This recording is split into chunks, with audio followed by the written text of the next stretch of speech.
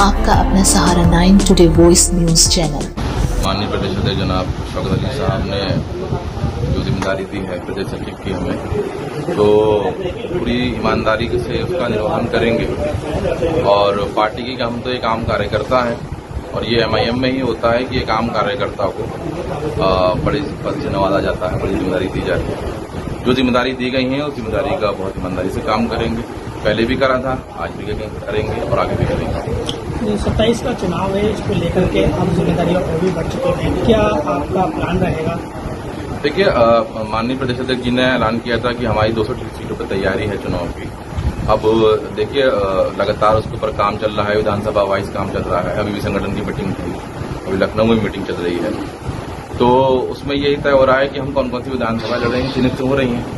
और उन विधानसभाओं में ग्राम अध्यक्ष से लेके और बूथ लेवल तक, जो बूथ अध्यक्ष है हमारा, हम उस लेवल तक उसमें काम कर रहे हैं। और हमारे पास फीडबैक आया है जो संगठन का, वो बहुत शानदार है। हमारा संगठन सबसे ज्यादा मजबूत तक पहुंच चुका है। देखिए, समाजवादी है या कांग्रेस है या भाजपा है, इनके संगठन नहीं रहे, इनकी सरकारें हैं।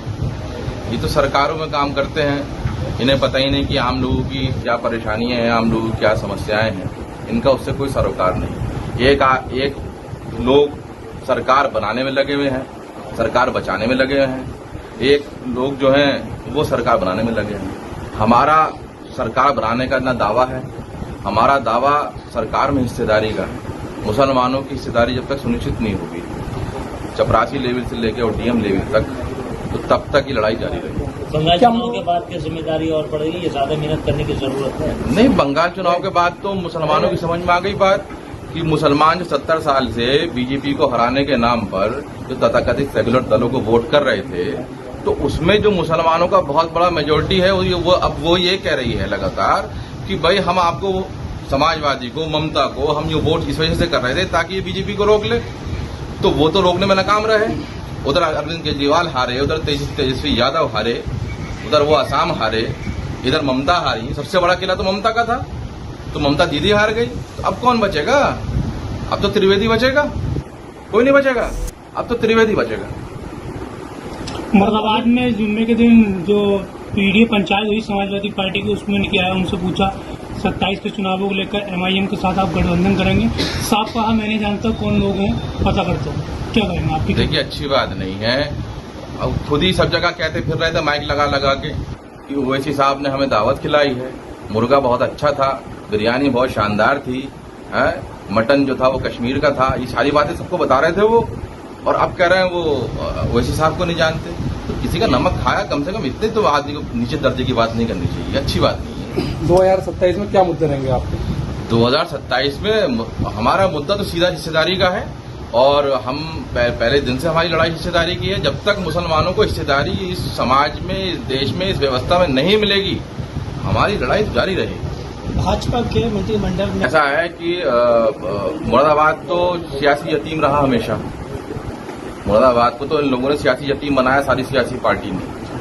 पहली बार किसी को मंत्री पद मिला है, पहले भी मिला था, दोबारा मिला है उन्हें, बहुत मुबारकबाद। तो हमारी उम्मीदें तो ये बढ़ेंगी कि वो जब मुरादाबाद से मंत्री हैं, तो जो महानगर और ये स्मार्ट सिटी और जो जिला मुरादाबाद है हमारा, इसमें विकास होगा। अब आप बताइए, स्मार्ट सिटी का प्रोजेक्ट आया हुआ है, तो करूले से लेके और सिविल लाइन से पहले बारादरी तक जो मुस्लिम बहुल क्षेत्र है, उसमें स्मार्ट सिटी का विकास ही नहीं होगा। सबसे ज्यादा पैसा हम लोग देंगे, सारा रेवेन्यू हम देंगे, सारा टैक्स का पैसा हम देंगे, और जो मुस्लिम मेजोरिटी रीजन है वो स्मार्ट सिटी में आता जरूर है लेकिन डेवलप ही नहीं होता। आप बताइए कौन सा विकास हुआ है?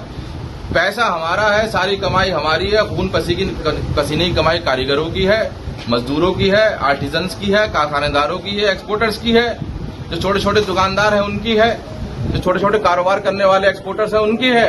और साहब मलाई खा रहे हैं कहीं और, मलाई तो कहीं और जा रही है। आप देखिए, सारा विकास उधर है। हमारे पास सरकारी इमारत के नाम पे मुसलमान इलाकों में आपने क्या देखा है?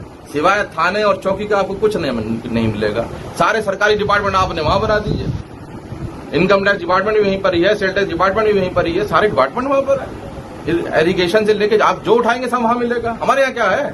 थाना और चौकी और देसी शराब के अड्डे, यूपी 2027 की मुरादाबाद मंडल में हम सारी सीटों की तैयारी कर रहे हैं चुनाव की, और खासकर जो मुरादाबाद जिले की बात है तो उसमें हम तो 6 की 6 सीटों पर हमारी तैयारी है पूरी, और हम लड़ेंगे, पूरी मजबूती से लड़ेंगे। अब ये 2017 और 22 वाला चुनाव नहीं है, ना ये 2017 और 22 वाली MIM है। हम तो राष्ट्रीय लेवल पर आप देखेंगे तो बिहार से लेके और गुजरात से लेके और महाराष्ट्र तक हमारी एक्सेप्टेबिलिटी बहुत तेजी से बढ़ी है। और अब ये यूपी के देखिए आप, यूपी में क्या होगा, इंशाल्लाह ताला यूपी में हमारी सीटें निकलेंगी, हमारा खाते खोलेंगे। ठीक है।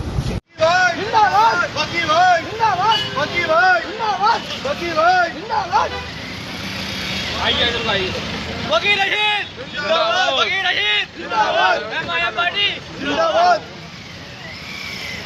असदुद्दीन ओवैसी जिंदाबाद, वकील रशीद जिंदाबाद, जिंदाबाद।